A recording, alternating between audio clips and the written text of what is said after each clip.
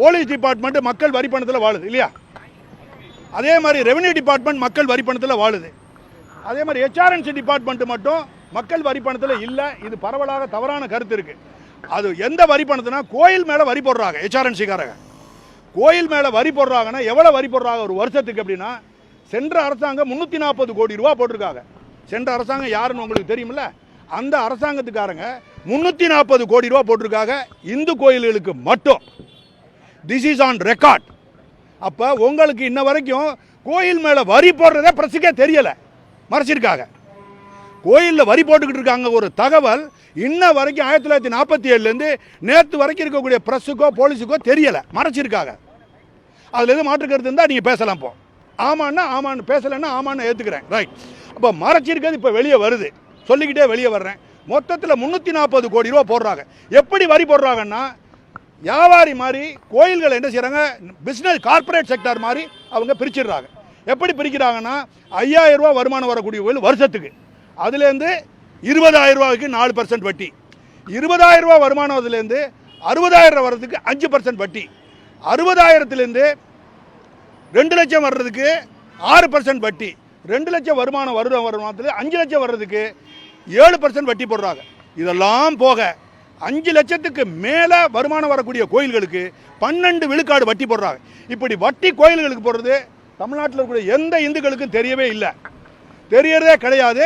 இந்து நிறுவனங்களுக்கு தெரியலை, ஆதீனங்களுக்கு தெரியும், ஆதீனங்கள் பேச மாட்டேங்கிறாங்க. ஆதீனங்களுக்கு முதுகு விலகம் தெரியவே இல்லை. 11 ஆதீனங்களை இந்த வருஷத்தில் இந்த இருக்கக்கூடிய கவர்மெண்ட்டு காலி பண்ணிடுச்சு. 11 ஆதீனங்களை இப்போ இருக்கிற கவர்மெண்ட்டு காலி பண்ணிடுச்சு. இது போக பழைய ஆதீனங்கள் தான் இருக்காங்க, அவங்களுக்கு இது தெரியலை. மொத்தத்தில் பார்த்தீங்கன்னா 12% இப்படிலாம் போட்டு மொத்த வருஷத்துக்கு வரக்கூடிய வருமானம் பழைய கவர்மெண்ட்டு 340 கோடி, அதே கவர்மெண்ட் அடுத்த வருஷம் 370 கோடி போடுறாங்க வட்டி. அதுக்கடுத்து இந்த கவர்மெண்ட் வந்துடுது 2020-21, 20ல் 420 கோடி ரூபா போடுறாங்க. 21ல் இந்த கவர்மெண்ட் 427 கோடியும் இன்னொரு கொஞ்சம் லட்சத்தையும் போட்டுக்கிறாங்க. அது 89 லட்சம்.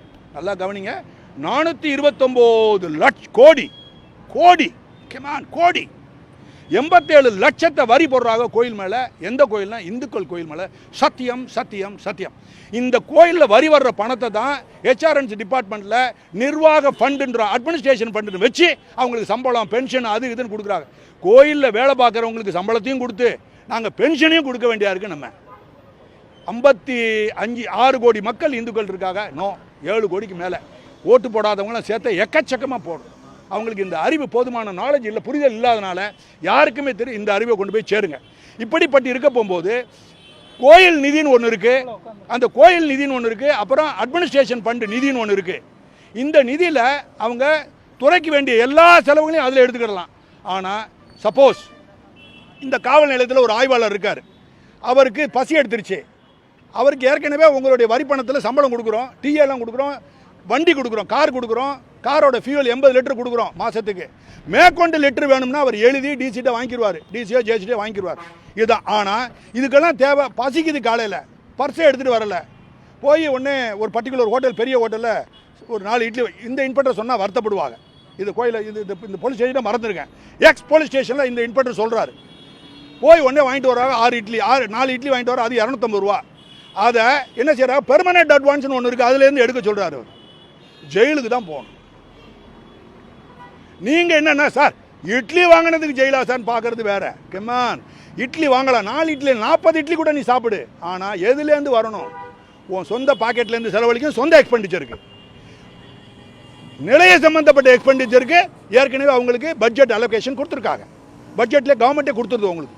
அதே மாதிரி ஹெச்ஆர்என்சியில் தங்களுடைய சொந்த நிர்வாகத்துக்கு வேண்டிய செலவு ஹெச்ஆர்என்சி ஃபண்டுன்னு சொல்லி கோடிக்கணக்கான ரூபா வச்சுட்டு ஒரு வருஷத்துக்கு மட்டும் 427 கோடி ரூபா சார்ஜ் பண்ணியிருக்கீங்க last year. This is on record. பிரஸுக்கு தெரியாது, தமிழ்நாட்டில் எந்த பிரஸுக்கு இதை தெரியவே தெரியாது. மினிஸ்டர் சொல்கிறதில்ல, கமிஷனர் சொல்கிறதில்ல, இருட்டடைப்பு பண்ணிடுறாங்க. நீங்கள் போய் கேட்டாலும் அவங்க சொல்கிறதில்ல உங்களுக்கு. இப்போ நான் வெளியே கொண்டு வர்றேன், யாருக்காவது தெரியும்னா நீங்கள் தெரியும்னு சொல்லுங்கள், அடுத்த கேள்வி கேட்டால் மாட்டிக்கிடுவீங்க, ஏன்னா உங்களுக்கு தெரியாது.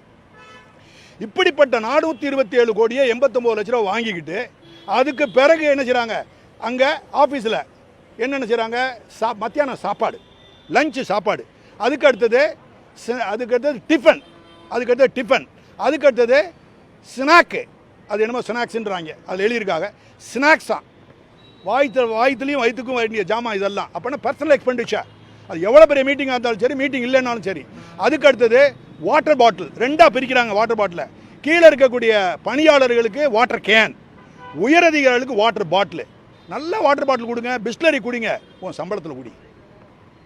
கோயிலேருந்து திருடாத, கோயிலேருந்து கையாடல் பண்ணாத, அநியாயம் பண்ணாத. ஏற்கனவே கோயில் சீரழியுது. பெரிய பெரிய கோயில்கள்லாம் உள்ளே போனால், கோயில் அவ்வளோ பெரிய கோயிலாக இருக்குது, 18 ஏக்கரா இருக்குது, 8 ஏக்கரா கோயில் இருக்குது. உள்ளே போனால் வஸ்திரம் கிடையாது, லிங்கத்தில் நஞ்ச வச்சத்தை போட்டு வச்சுருக்காங்க. அர்ச்சகரை பார்த்தா அவர் கட்டியிருக்க ஆடை நஞ்சு போய் உள்ளே இருக்கிற ஒரு